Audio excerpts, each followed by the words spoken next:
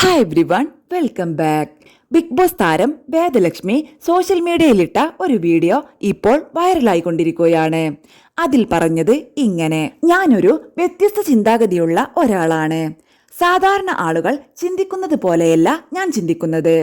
Social മീഡിയയിൽ വന്ന് ഞാൻ എന്തെങ്കിലും പറയുന്നുണ്ടെങ്കിൽ അതിനെക്കുറിച്ച് വ്യക്തമായി പഠിച്ചിട്ട് മാത്രമേ ഞാൻ പറയാറുള്ളൂ എന്ന് രഞ്ജിമാർ.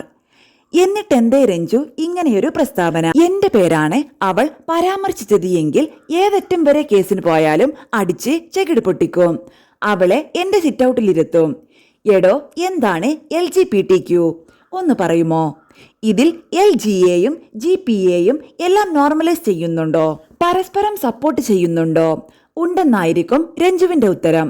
പക്ഷേ ഹെയ്തി സാദിയ പറഞ്ഞത് ലക്ഷ്മിയുടെ ഇന്റർവ്യൂ ജസ്റ്റ് അമേസിംഗ്. അവൾ എതിർക്കേണ്ടത് സൂപ്പറായിട്ട് എതിർക്കുന്നുണ്ട്, പറയേണ്ടത് കൃത്യമായി പറയുന്നുമുണ്ട്. ഇപ്പോൾ അവളുടെ ഇന്റർവ്യൂ കണ്ടതിന് ശേഷം അവളോടുള്ള ദേഷ്യമൊക്കെ മാറി. അവൾ പറയുന്ന പോയിന്റും പേഴ്സ്പെക്റ്റീവും കുറച്ച് ജെനുവിനിറ്റിയുണ്ട് എന്നുള്ളതാണ്. റിയ സലീമിനെ കുറിച്ച് പറഞ്ഞത് പക്ക ആയിരുന്നു അവൾ.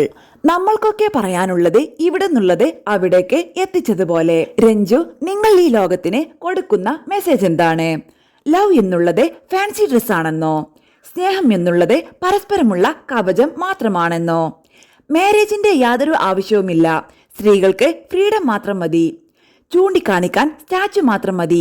ഇതൊക്കെ രഞ്ജു തന്നെ പറഞ്ഞതാ. ഇതൊക്കെ ശരിയാണോ തെറ്റാണോ എന്ന് പറയാൻ ഞാൻ ആരുമല്ല. 15 വർഷം മുന്നേ ഒരു അയൺ ലേഡിയായ രഞ്ജു സർജറിക്ക് ശേഷം പൂർണ്ണ കുലസ്ത്രീ.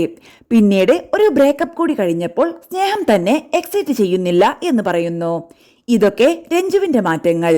ഇത് രഞ്ജുവിനും LGBTക്കും മാത്രമായിരിക്കും. പക്ഷേ എനിക്കിത് 2SL GBQIA++, ഇത് അതിന്റെ 72 സബ് കാറ്റഗറി ഉൾപ്പെടുന്ന ഒരു വലിയ വിഭാഗമാണ്. ഇതിലെ ഒരു വിഭാഗത്തിനെ നോർമലൈസ് ചെയ്യുമ്പോൾ മറ്റെല്ലാ വിഭാഗത്തിനെയും നോർമലൈസ് ചെയ്യേണ്ടി വരും. എന്നെ കൊണ്ട് അത് പറ്റില്ല.